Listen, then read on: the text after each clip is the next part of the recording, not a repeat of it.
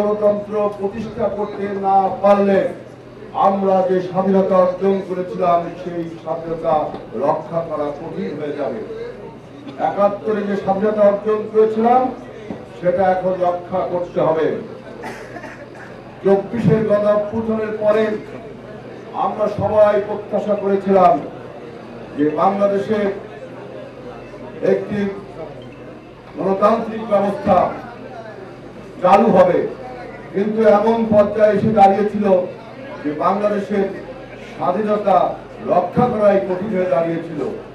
কিন্তু গত ১৩ জুন আমাদের নেতা তারেক রহমান এবং ডক্টর ইউনূস বর্তমান অন্তর্বর্তীকালীন সরকারের প্রধান তাদের মধ্যে বৈঠকের পরে তারেক রহমান সেদিন বাংলাদেশের জনগণের পক্ষ থেকে বৈঠকটি করেছিলেন ডক্টর ইউনূসের সাথে। শুধু বিএনপিকে প্রতিনিধিত্ব করে এই বৈঠকটি করেছিলেন না, পুরো জনগণের পক্ষ থেকে প্রতিনিধিত্ব করেছিলেন। সেই বৈঠকের পরে একটা রাজনৈতিক নিশ্চয়তা, যে রাজনৈতিক অনিশ্চয়তা ৫ই আগস্টের পরে শুরু হয়েছিল, সেই রাজনৈতিক অনিশ্চয়তাকে দেখে একটি রাজনৈতিক নিশ্চয়তা শুরু হয়েছে। এবং আমরা যে ২৪ গণঅভ্যুত্থানের মূল চেতনা ছিল যে পছন্দের নেতাকে আমরা ভোট দিয়ে নির্বাচিত করব, সেই জন্য বর্তমান অন্তর্বর্তীকালীন সরকার যে নির্বাচনের তারিখ ঘোষণা করেছে।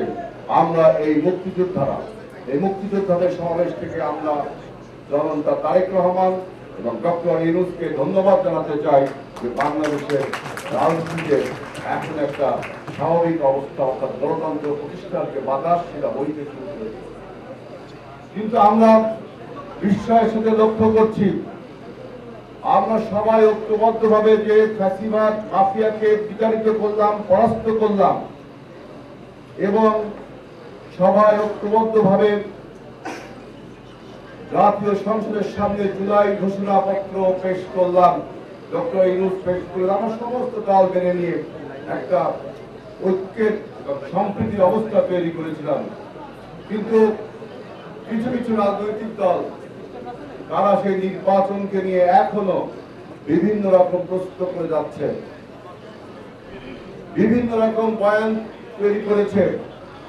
মনে রাখবেন, যদি ২৬ সালের নির্বাচনকে প্রস্তাবিত করেন, যদি ২৬ সালের নির্বাচনকে অংশগ্রহণমূলক না করেন, যদি ২৬ সালের নির্বাচনকে আমরা সকলে মিলে উৎসব মুখর পরিবেশে পালন করতে না পারি, তাহলে কিন্তু আমাদের গণতন্ত্র এবং স্বাধীনতা আবার হুমকির সম্মুখীন হবে।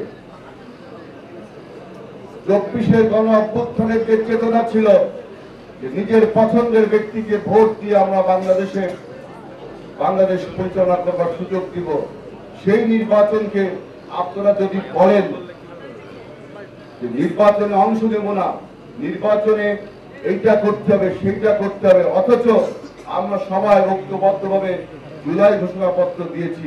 সুতরাং আমরা বিএনপির পক্ষ থেকে আহ্বান জানাতে চাই, আমাদের সকল রাজনৈতিক দল যারা ফ্যাসিবাদ বিরোধী আন্দোলনে অংশগ্রহণ করেছে, আমরা যদি উৎসব মুখর পরিবেশে নির্বাচনে অংশগ্রহণ করি এবং একে অপরের সম্প্রীতি বজায় রেখে, আপনারা যদি মনে রাখেন হাসিনার আমি আর দামি নির্বাচন হবে বাংলাদেশে, তাহলে কিন্তু সেই নির্বাচন জনগণ মেনে নেবে না।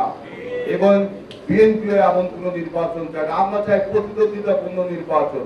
নির্বাচনের পরে জাতীয় সরকারের প্রশ্নে বিএনপি অনেক কথা বলেছে, আশিস ভাই আছেন তিনি বলবেন, কিন্তু আমরা চাই এই নির্বাচনে সকলে ঐক্যবদ্ধ হয়ে যেভাবে ২৪ গণঅভ্যুত্থানে পার্টিসিপেট করেছিলাম, এই নির্বাচনে আমরা যেন সবাই ঐক্যবদ্ধভাবে পার্টিসিপেট করি।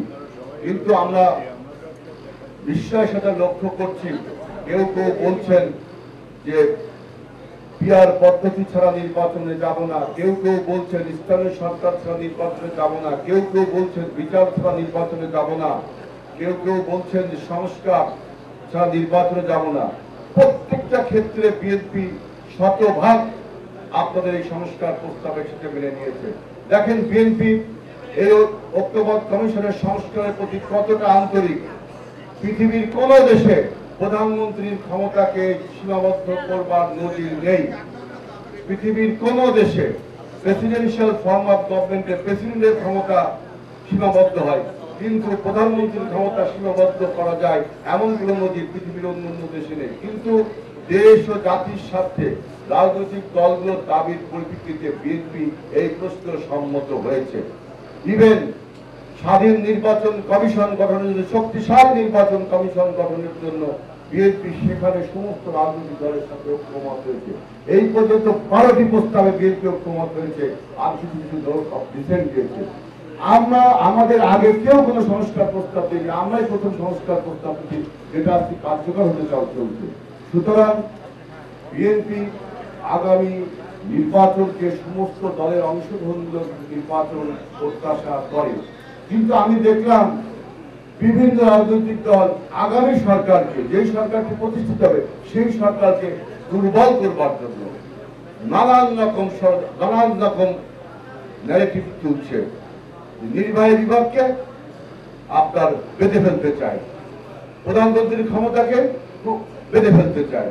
মনে রাখবেন, যে একটি রাষ্ট্র পরিচালিত হয়, নির্বাহী বিভাগ ফাংশন থাকে, লেজিসলেটিভ এবং জুডিশিয়ারি তার অন্যান্য দায়িত্ব পালন করে। সে নির্বাহী বিভাগকে যদি ফাংশন করতে না দেন, তার রাষ্ট্রটা মুখ থুবড়ে পড়বে।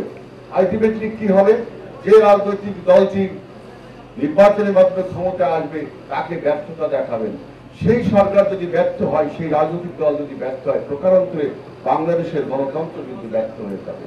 সুতরাং আগামী সরকারকে দুর্বল করার কোনো উদ্দেশ্য থাকলে সেটা বাংলাদেশের গণতন্ত্রের পক্ষে কখনো সহায়ক শক্তি হবে না।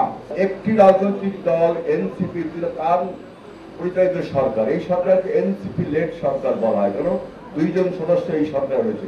আর জামাত ইসলাম বাংলাদেশ আমি দেখলাম আপনার অযথা ফাও কিছু বেনিফিট এই সরকার থেকে পাচ্ছে। আপনি বিভিন্ন প্রশাসনের পোস্টিং বলেন, পদায়ন বলেন, পুলিশের পদায়ন বলেন, সব দেখবেন যে জামাত যেভাবে ডিক্টেট করে প্রশাসনকে, প্রশাসন সেইভাবে তাদের বদলি পদায়নগুলো করছে। সারা বাংলাদেশে আমরা লক্ষ্য করছি। কিন্তু তারপরেও আমরা বলছি যে নির্বাচনের লেভেল প্লেইং ফিল্ডে বিএনপির কোনো সমস্যা নেই। বিএনপি জানে যে এইবার সমস্ত রাজনৈতিক কর্মী জনগণ যদি মাঠে থাকে, প্রশাসন এর সেই ক্ষমতা নেই যে নির্বাচনকে ম্যানিপুলেট করবে। সেজন্য আমরা বলছি যে প্রশাসনে যতই জামাতের লোকের আধিপত্য থাকুক না কেন, এবার জনগণ এবং রাজনৈতিক কর্মীরা মাঠে থাকবে এবং একটা লেভেল প্লেইং ফিল্ড তৈরি হয়ে নির্বাচন উৎসব মুখর পরিবেশে তৈরি হবে। সুতরাং যারা এখন ফাও ক্ষমতায় আছেন, এনসিপি এবং জামাত, তারা চিন্তা করছে নির্বাচন না করে যে নির্বাচনকে দীর্ঘায়িত করে যায়, তাহলে আমি এমনি ক্ষমতায় আছি। দেখবেন এখন বিএনপি নেতা কর্মীদের উপরে নানান রকম চাপ সৃষ্টি হয়েছে, নানান রকম বয়ান তৈরি করা হচ্ছে।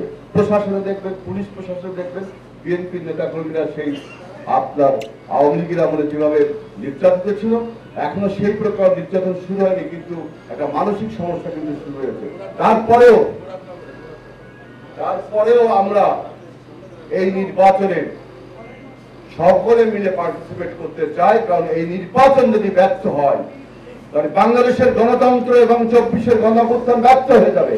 আর যদি আগামী সরকার ব্যর্থ হয় তাহলে বাংলাদেশের অস্তিত্ব কিন্তু বিলীন হয়ে যাবে। সুতরাং বিএনপি শহীদ প্রেসিডেন্ট জিয়াউর রহমানের দল, যিনি বাংলাদেশের স্বাধীনতা ঘোষণা করেছেন, আমরা বেগম খালেদা জিয়া আমাদের নেত্রী, যিনি বাংলাদেশের উন্নয়ন এবং উৎপাদনের প্রতীক, এবং আমাদের আগামী দিনের নেতা তারেক রহমান, যিনি মানবিক বাংলাদেশ, আধুনিক বাংলাদেশের উপকার, আমরা সেই বাংলাদেশ প্রতিষ্ঠায় আমাদের যুদ্ধ চলছে এবং চলবে। সবাইকে ধন্যবাদ।